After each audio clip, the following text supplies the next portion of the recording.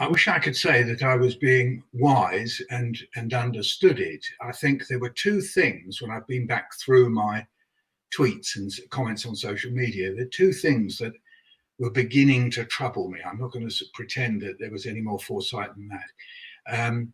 And one was that it was clear that in the air, people were saying things along the lines that, well, this only is serious for people who are old or who have, quotes, underlying health problems. And people were saying this in the public space and repeating it. And I remember being very disconcerted about that. And I think that's why I ended up on March the 10th on the Today programme talking about that, where I had a very strange conversation. Martha Carney was chairing, was the anchor, and a woman, I'm very sorry, I've forgotten her name, who wanted to say, and it's a legitimate feeling that older people have, that as it were, talking to death and saying, look here, death, if you're going to take somebody, take me, don't take my grandchildren. And she was expressing that view. And, you know, this, I can understand why a person might feel that. You look at your grandchildren or children and just think, well, I've had a good run, you know, don't take them, you know. There's kind of something about the sort of sequence of life and death and so on. People think that. But I remember saying, well, actually, I sort of looked in the distance and said, I want to live, not knowing that almost certainly at that moment I was either infected with COVID or that's actually where I caught it, because BBC Studios is not, very well ventilated. So that was one moment that I can remember very clearly. And the other was that already people were talking about herd immunity without vaccination. So just to be clear about this, herd immunity without vaccination for human beings is basically rubbish, because human beings live internationally, certainly, you know, in the urban world, in Europe, America, and, you know, in China, you know, most places of the world, apart from very rural areas, but, you know, we live internationally. So the idea that you can create a herd, in other words, sort of self-contained, discrete unit of human beings, quite absurd. The idea that if the whole herd get infected, that by and large, most of them will become immune almost sort of straight away, again, is rubbish. It's bad biology, because there's obviously, as we know, viruses and bacteria mutate very quickly. And also, you never know how long the immunity lasts. And here we were talking about a SARS virus, and we know with the common cold, you know, we're immune to a cold 1 year, we become immune, and then boom, along comes another one. And we may or may not have the immune response to it. So all that, and then meanwhile, I mean, the idea that there was a group of people in a society who were sacrificable, you know, I mean, on March the 13th, 3 government scientists came on telly and the radio and advocated very strongly for creating herd immunity. You can look it up, Newsnight, Today programme, 3 of them, I won't name them, but they came on the media and they did a big push. And if you think it was only 11 days earlier that Boris Johnson was walking around saying that he was shaking hands with people and shaking hands with some coronavirus, people with coronavirus, whether he had or he hadn't is under dispute. And a month earlier than that, in his Greenwich speech, he had distinguished between what he called market segregation, a very strange term that he must have invented, and then letting the free market run in the face of the coronavirus. So he obviously had a double position there. He was talking about how he was going to go for letting the market run in the face of the coronavirus rather than market segregation, in other words, state intervention, which is what, in fact, the WHO, World Health Organization, was calling for. And then you put that with the most strange interview he had with Holly Willoughby and Philip Schofield, in which he did describe, on the one hand, how you could let the infection let it rip, he said, but we're going to balance that was his word, balance that with measures. Now, if you investigate that biologically, I can't say the word, but, you know, from the point of view of an epidemic, what does it mean to balance letting it rip with measures? Well, either you have measures or you let it rip. So it's a complete befuddlement of what he was saying, but of course he was in a way flying a kite for letting it rip. So my analysis of all this is that from about through February up until the first lockdown, they were in effect toying with herd immunity without vaccination. By toying with it, they weren't doing what they should have been doing, which was putting big measures in place like test, trace, and isolate, like beginning to do a combination of mask, social distancing, and washing hands, which of course they did go on about. But the reason why they didn't put that in place was because they were holding up the idea that we would be different from these people, these silly people over there in the Far East, over there, British exceptionalism, that what we'll do is we're going to go for this herd immunity. We're not going to market segregate in the face of coronavirus. And I've decided that it's laissez-faire genocide. That what they were doing was saying they were prepared to sacrifice oldies and us oldies and people with whatever they are, underlying health problems. I mean, in a way, everybody's got an underlying health problem. Life is an underlying health problem. I mean, really.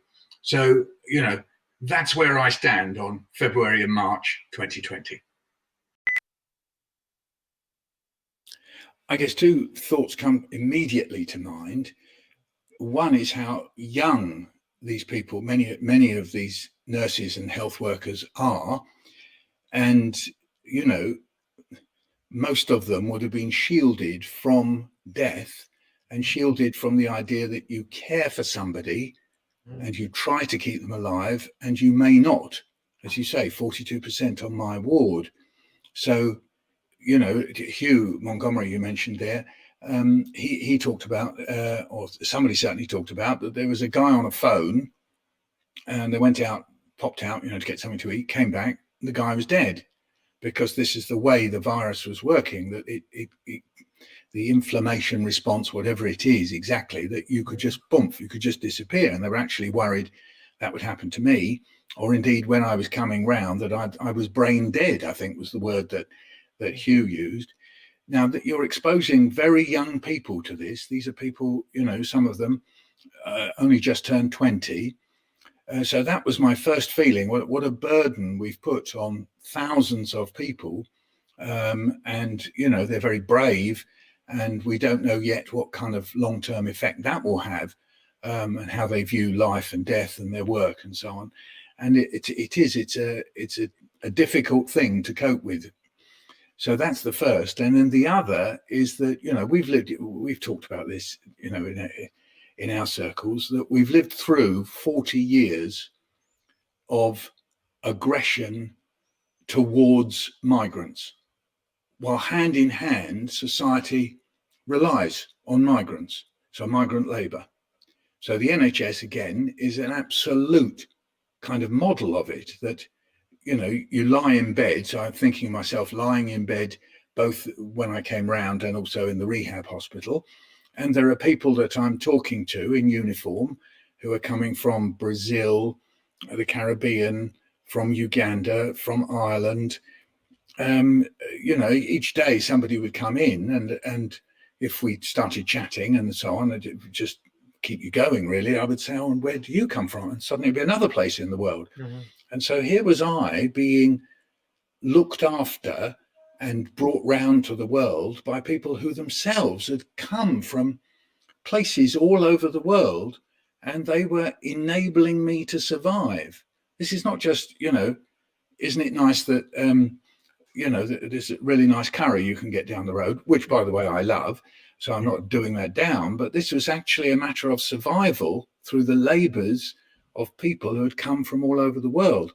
So, I see it on social media, these front pages from by and large, the Daily Express, but other newspapers as well, full of kind of hating and suspicion. I can go back to the 60s and the whole, Smethwick row and Enoch Powell and so on, as if somehow or other migrants are a threat and have undermined something or ruined something.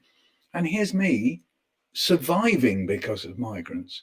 Well, I mean, my family's a migrant family anyway. I only have to go back to grandparents and great grandparents were. My dad was technically a migrant. He was born in America. But, the idea that migrants are other and somehow or other making us less, and here was me saying migrants making things more, making me better. And so I couldn't have wanted, or couldn't have needed, if you like, a better model for what it is that we are and who we are and how we are. And, it's sometimes quite hard to do this because the news is, a boat's fetched up in Dover or something. And then that's the idea, that's who all migrants are, poor folks coming from originally from Syria, running away from, Jeremy Bowen on the news last night showed the sort of devastation in Syria. God, it was like, Second World War and Hiroshima, it was unbelievable. And you think there's that, but what's happened is that they've succeeded in making the iconography, the imagery of the migrant as a threat. And here am I surviving because of it. It moves me to think about it. Anything a conspiracy. Which is finally, what I wanted to ask you about was, 1 in 500 people or so have been killed by the pandemic in this country. We have one of the worst death tolls on the face of the earth, one of the worst death rates on the face of the earth, huge amounts of human misery. We talk, obviously, the deaths are bad enough, but there are also people with long COVID. There are people like yourself who've been very seriously ill and still suffer the consequences today. How do you feel about how the government, which have catastrophically managed this crisis at every turn? I interviewed the authors of a new book, Failures of State, about the disastrous handling. They didn't just delay lockdown measures once. They didn't just delay it twice. They delayed it 3 times: March, September, December, with a tidal wave of death as a consequence of that. But also the failure of the Labour Party, because the Labour Party have failed. Well, I think they've just given up being in opposition. But they haven't pinned this horror, this absolute horror, on the government. And that's enabled the government to get away with one of the most catastrophic handlings of this pandemic on the face of the earth. So I'm just interested about both of those things. Well, as you might guess, I more or less agree with all of that. I factor in also this crucial thing that I talked about the herd immunity, that in that moment, February and March, they were juggling with the idea that the infection could run through the population. And even if they never said it directly, it happened de facto. So it actually happened. So the test, trace and isolate, and it could have been with quarantining of people arriving, that if they had implemented at that point the extent of the virus and its ability to take root in the whole of society, that's the problem, it's everywhere now. But if they had done that at the very beginning, we would have seen a very different picture. Then, of course, they had to bring in lockdowns because they had already failed. So the first lockdown was actually, though necessary, was in its own way an admission of failure. Now, I would have hoped and would have thought, there are doctors in the Labour Party.